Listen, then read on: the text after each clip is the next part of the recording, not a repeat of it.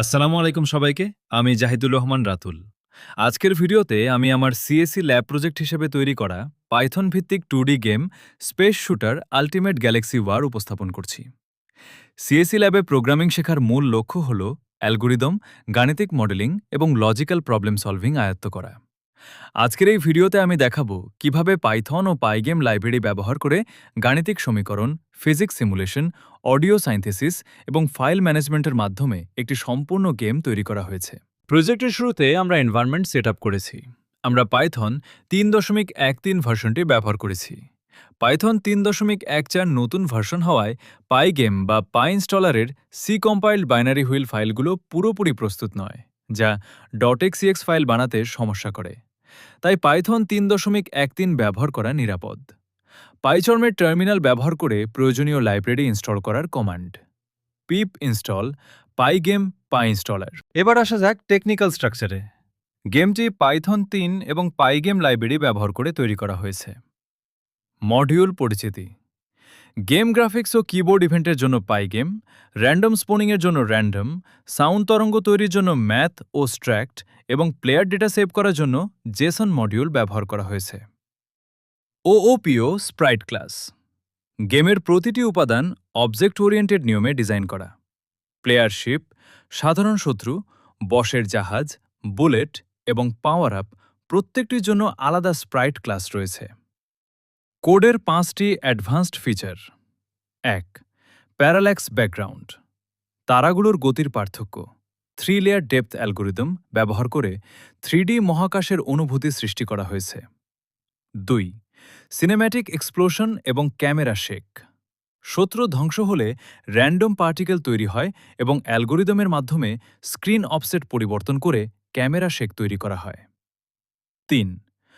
বস health animation: বসের health কমার দৃশ্যটি স্মুথ রাখতে ডায়নামিক ইন্টারপোলেশন ব্যবহার করা হয়েছে। 4.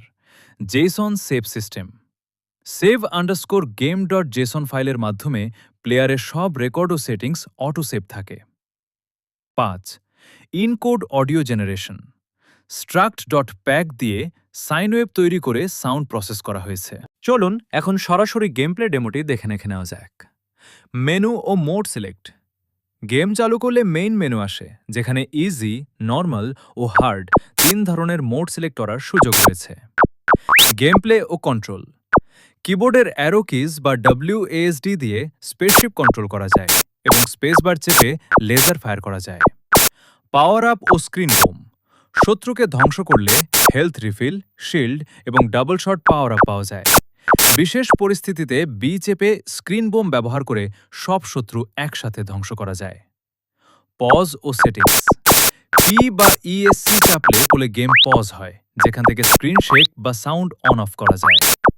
বস ফাইট ও শপ: প্রতি 3টি লেভেল পর ব্লিঙ্কিং ওয়ার্নিং বার্তা নিয়ে বস হাজির হয়। লেভেল পার হলে অর্জিত কয়েন দিয়ে শপ থেকে শিপ স্পিড বা বোম কেনা যায়। স্পেসশিপের গতি: প্লেয়ার ক্লাসে সেলফ ডট স্পিড সমান 7 বাড়িয়ে 12 বা 15 করা যায়। প্লেয়ারের লাইফ: সেলফ ডট HP সমান 100 বাড়িয়ে 300 করা যায়। শত্রু সংখ্যা: এনিমি আন্ডারস্কোর কাউন্ট সমান 8 বাড়িয়ে 20 করা যায়। বিস্ফোরণ কণা: স্পন আন্ডারস্কোর এক্সপ্লোশন ফাংশনের লুপ সংখ্যা 18 থেকে বাড়িয়ে 50 করা যায়।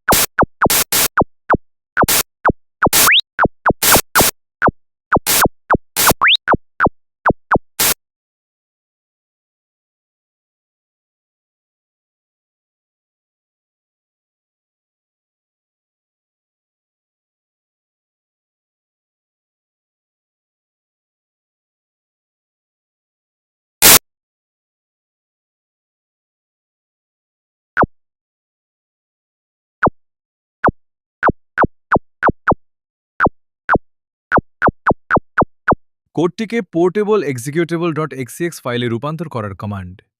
ফাইলের নাম গেম ডট পিওয়াই হলে কমান্ডটি হবে py installer dash dash one file dash dash no console game dot py. File নাম মেইন ডট পিওয়াই হলে মেইন ডট পিওয়াই লিখতে হবে। অন্যদের সাথে শেয়ার করার ধাপ। ডিস্ট ফোল্ডারে থাকা ডট এক্সিএক্স ফাইলটি জিপ করুন। জিপ ফাইলটি গুগল ড্রাইভে আপলোড করে access any with the link করে দিন। অন্যরা লিঙ্কে গিয়ে ডাউনলোড এনিওয়ে বাটনে চাপলে ডাউনলোড করতে পারবে। প্লেয়ারদের কম্পিউটারে পাইথন বা পাইগেম ইনস্টল থাকতে হবে না, সরাসরি ডাবল ক্লিক করলেই খেলতে পারবে। ধন্যবাদ সবাইকে।